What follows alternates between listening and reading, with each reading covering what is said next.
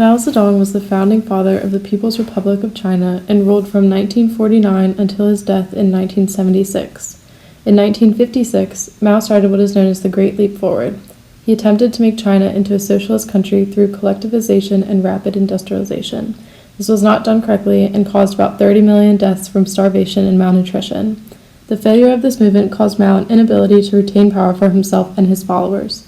Despite the failure, Mao was attached to the movement and could not seem to abandon it. He began to think of criticism of these policies as a personal attack. He started to make loyalty to himself the ideal for the proletarian revolution, also known as the Cultural Revolution in China. The Cultural Revolution officially began in 1966 at the end of the Great Leap Forward. It lasted until Mao's death in 1976. The mentality during this decade was to increase the wealth of the people and for the military to establish the prestige of the state. Mao was an expert in propaganda use, spreading his ideas all around China. We will focus on his use of propaganda during the Cultural Revolution. Our primary source, Mao Zedong's propaganda book, is an excellent source to understand the mentality during this time and depicts how propaganda was used throughout this period. Our source was created around 1970, during the height of the Cultural Revolution. In the creation of the government and throughout his reforms and revolutions, Mao followed a Marxist-Leninist philosophy and based many of his ideas and goals after his hero, Stalin. The Cultural Revolution was no exception. His slogan was, "The people and the people alone are the motivating force in the making of world history." Mao Zedong's administration and use of Marxism and Leninism is depicted in this small character poster. Karl Marx, Vladimir Lenin, and Mao Zedong are all depicted in this poster, and at the bottom it says, 战无不胜的马克思列宁主义，毛泽东思想万岁. which can be roughly translated to, Marx, Lenin, and Mao each have the best ways of thinking and will live for a long time. Mao believed that the proletariat, or the working class people, would rise up against the capitalism and the bourgeoisie. This image was found in our primary source, the propaganda book. The top image states, 继续批判资产阶级. which means that the people need to continue to criticize capitalism, and the poster on the wall of the bottom image says, 只有社会主义才能救中国. which means that only socialism can help China. During a rally, Mao and Lin Biao, the marshal, called upon everyone to destroy old ideas, old culture, old customs, and the old habits of exploiting classes. Essentially, the Cultural Revolution was meant to get rid of these four olds. Mao Zedong's ideas of empowering the proletariat through organized political opinion and carrying out ideological work is what embodied this revolution. They were trying to get people to forget about the failure of the Great Leap Forward and restore the greatness of China. In order to promote the proletariat revolution, Mao Zedong relied upon propaganda. A major effort to expand Mao's ideas and popularity was the Little Red Book of Mao Zedong's sayings. Mao made owning this book mandatory for everyone, and it was later used for the guiding words of the revolution. The image on the left says, 毛泽东选集, which means the Little Red Book of Sayings. During this time, if you were at work and had a break for lunch or dinner, it was mandatory for everyone to sit and read from this book. This is depicted in yet another picture from our propaganda book. As you can see, the workers are huddled around and each have their own book that they are gladly reading from. Another method of spreading propaganda was through the use of big and small character posters. In previous images, you can see these type of posters plastered on the walls or hanging in windows. Nie was a follower of Mao working in the Department of Philosophy. Her role was to write and express her feelings about the administration. She created a big character poster about Mao and the Cultural Revolution, explaining that the university was controlled by the bourgeoisie. Eventually, Mao personally became involved and decided to publish and broadcast the poster. For the rest of the revolution, posters such as these were created all around the country and contributed to the vast revolutionary mindset.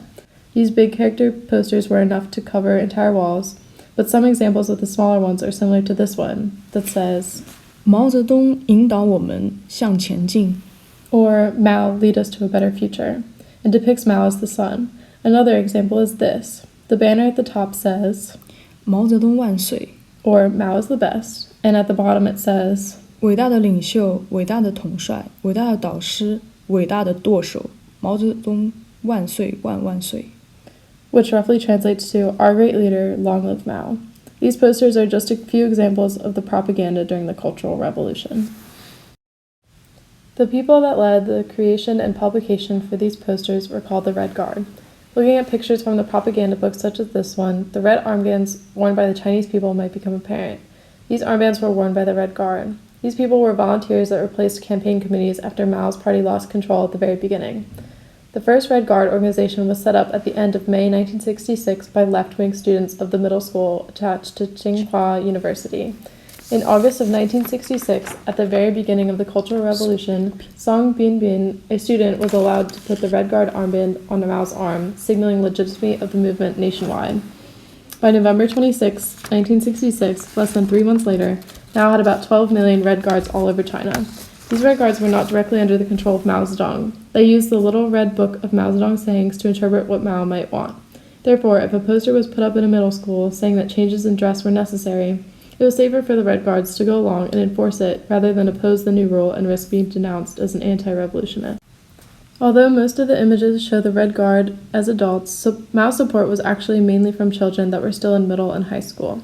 Thus, the small Red Guard, consisting of young children, also existed and symbolized hope for the future, which is why that particular flower is placed in the background of this image. Another important element that Mao Zedong stressed was the necessity of Mao thinkers. In order for Mao to keep power, he wanted to be popular with the masses in China. The people that led his propaganda campaign and supported him were thus referred to as Mao thinkers.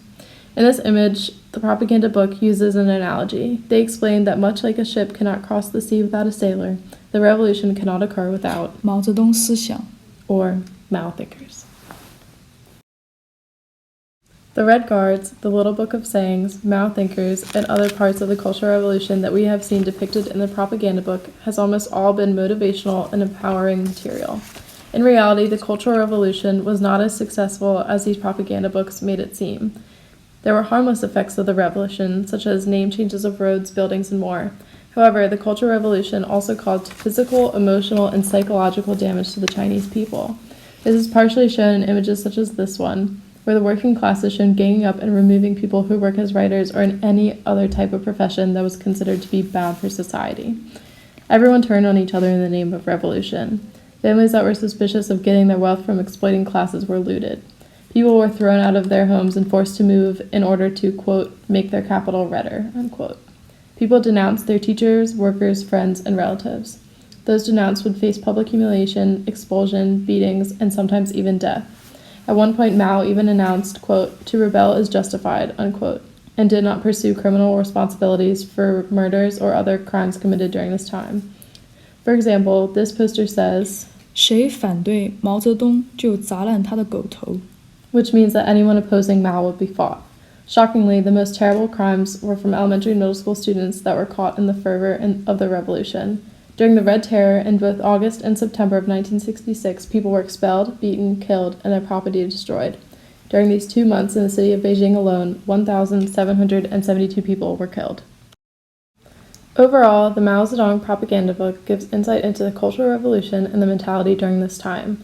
Mao used the propaganda book, the Little Book of Sayings, posters, and other forms of propaganda in order to make the people forget about the failure of the Great Leap Forward, encourage the proletarian revolution, and increase the people's admiration for him so that he could retain his power.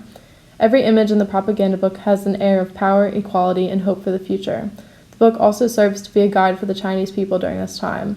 Images like these heightened the revolutionary fervor and inspired people to commit crimes that they would not have done otherwise. This led to the deaths of thousands of people, the destruction of property, and great damage to the psyche of the Chinese people in general. It is important to understand how these crimes can be committed by common Chinese citizens. Propaganda was a major factor for the fanatic mentality during this time, which led to extreme behavior.